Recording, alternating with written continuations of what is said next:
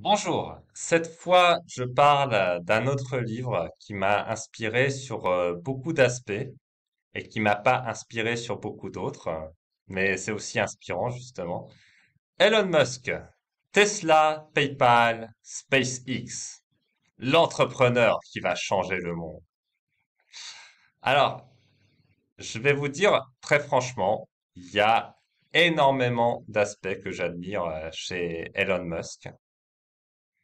Et il y en a énormément que j'admire pas. Et ce qui est bien dans ce bouquin, donc c'est un très très bon bouquin, ça. C'est un bouquin de Ashley Vance. euh, c'est que les deux aspects transparaissent très bien, en fait. Alors, très souvent, on est biaisé pour interpréter les aspects positifs, entre guillemets, mais en fait, les aspects négatifs transparaissent tout à fait bien dans cette biographie. Donc, le bouquin est vraiment sublime et je le recommande.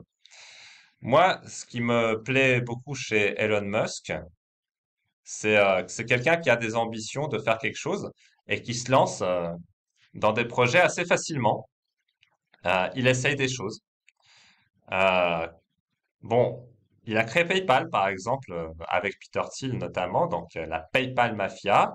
Bon, ils l'ont mis dirigeant de PayPal. Ce mec, en tant que dirigeant de PayPal, on va dire honnêtement, il était pas bon. Il a failli couler PayPal. Il s'est fait débarquer de PayPal. Mais parce qu'il avait cofondé l'entreprise PayPal, il s'est fait racheter ses actions pour assez cher. Et du coup, malgré son échec chez PayPal, Elon Musk est quand même devenu très riche grâce à cette initiative. Donc c'est très bien qu'il ait pris cette initiative, qu'il ait essayé de faire des choses. Bon, il a échoué lamentablement en tant que président de PayPal, et ça transparaît très bien dans le bouquin. Et après, du coup, il s'est dit, non, mais j'ai quand même envie de faire quelque chose dans ma vie, j'ai envie de réussir quelque chose. Donc, il s'est pas arrêté sur cet échec. Il a remis l'argent au pot. Visiblement, il a été très inspiré par la biographie de Nikola Tesla, un bouquin pas inintéressant du tout, du reste. Et voilà, il s'est lancé dans l'entreprise Tesla que vous connaissez bien. Alors, dans Tesla, bah, du coup, il s'est lancé sur un projet qui n'avait absolument au départ aucune chance d'être profitable. Il utilisait simplement en fait les crédits d'impôt électrique en réalité pour espérer faire son profit. Donc il y avait une politique de crédit d'impôt sur les véhicules électriques et il s'est dit du coup voilà moi je peux faire des voitures électriques bien, ça va être sponsorisé par l'État et je vais pouvoir me faire du fric. Bon évidemment Elon Musk ne savait pas faire une voiture donc il est allé recruter les équipes pour savoir les faire. Ils ont sorti la voiture sauf que là problème c'était pas profitable. Et en plus, ça a coûté énormément d'argent. Mais Elon Musk, alors, fort de son expérience PayPal, fort de son expérience levée de fonds, il est toujours allé lever des fonds. Ce mec-là, il a quand même levé des centaines de milliards hein, pour arriver à faire son projet.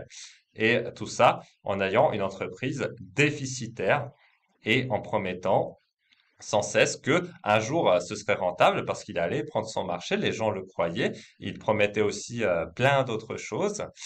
Et voilà, au bout d'un moment, quand même, là, c'est vrai qu'on est en 2022, il a quand même réussi à faire au dernier trimestre un vrai profit, hein. Il a réussi à le faire. Donc, ouais, il a réussi à délivrer une entreprise profitable. Alors, est-ce que ce profit justifie la valorisation de Tesla? C'est une autre affaire.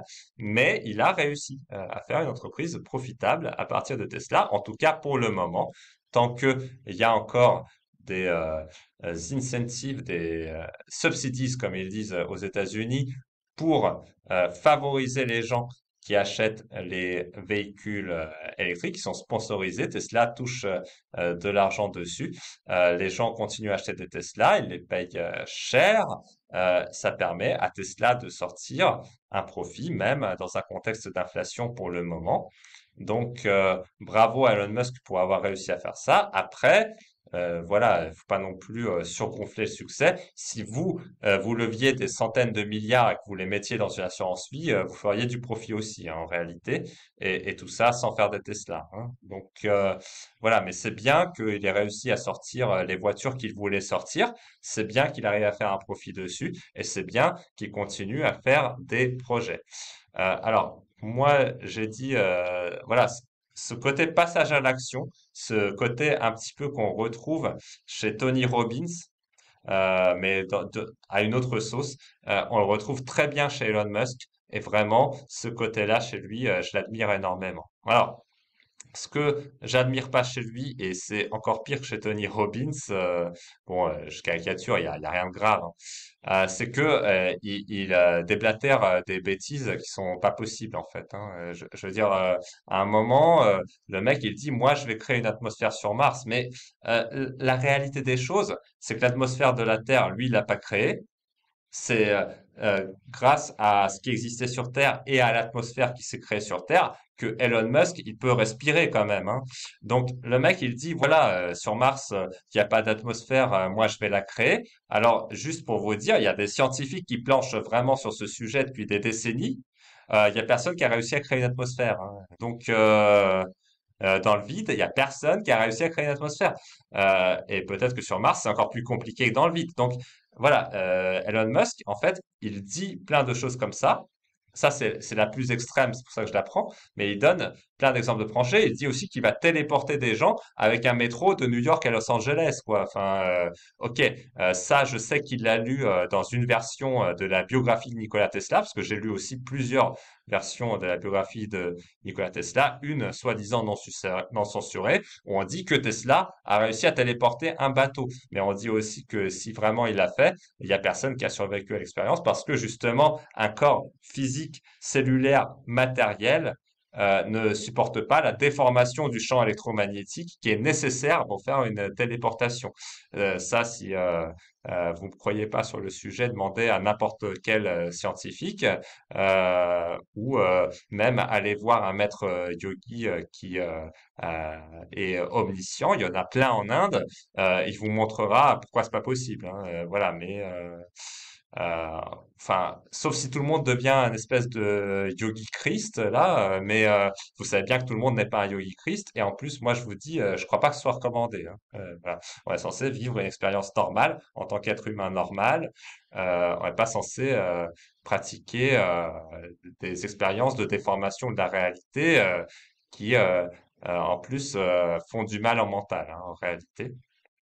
Donc, voilà, quand on est vraiment dans la réalité physique et dans la vie normale, la téléportation entre New York et Los Angeles, ça va pas le faire.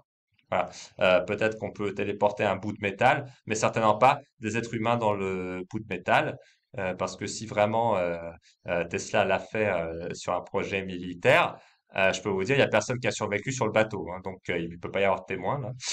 Voilà.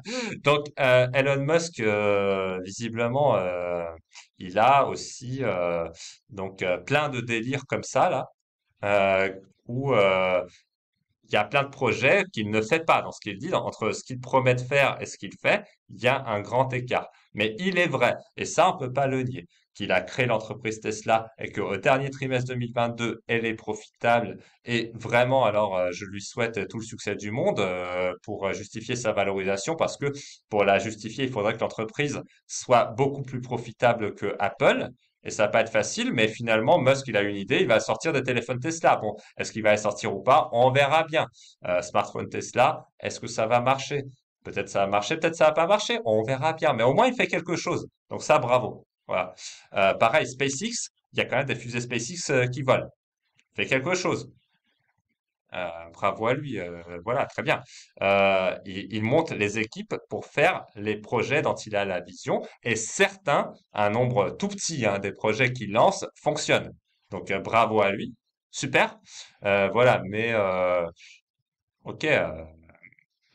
Je veux dire, s'il était un petit peu plus ancré dans la réalité, qu'il racontait moins de bêtises, moi, j'aurais beaucoup plus de sympathie pour lui, notamment quand il dit avec Peter Thiel que voilà, il y a des ennemis du Bitcoin, et Peter Thiel est même allé pointer Warren Buffett en disant Papy Buffett, il comprend rien à la finance. Attends, le mec, il est moins riche que Warren Buffett, il n'a pas donné 40 milliards qui n'ont pas travaillé pour lui.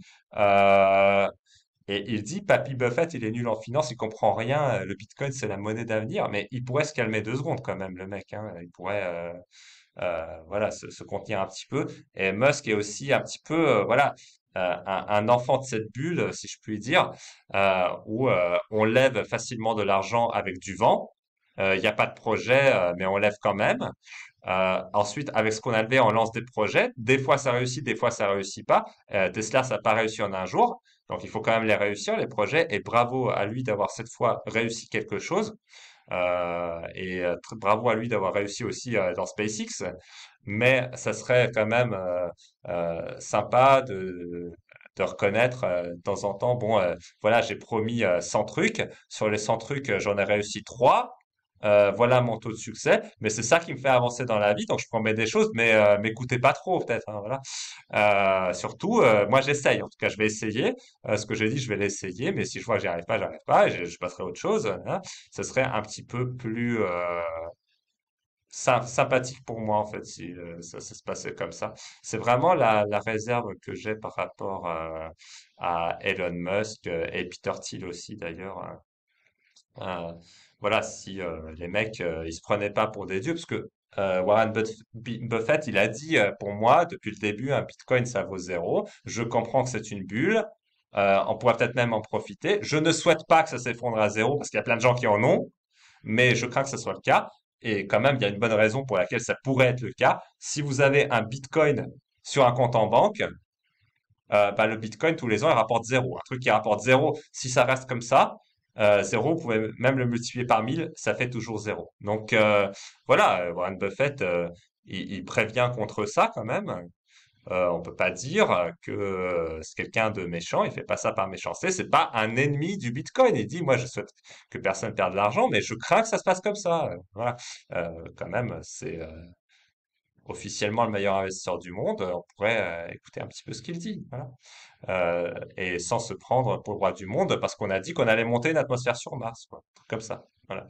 Donc ça, c'est ma seule réserve. Le bouquin Elon Musk de Ashley Vance, par contre, je le recommande sans aucune réserve. Très belle lecture. Merci de votre attention et à bientôt pour de nouvelles lectures.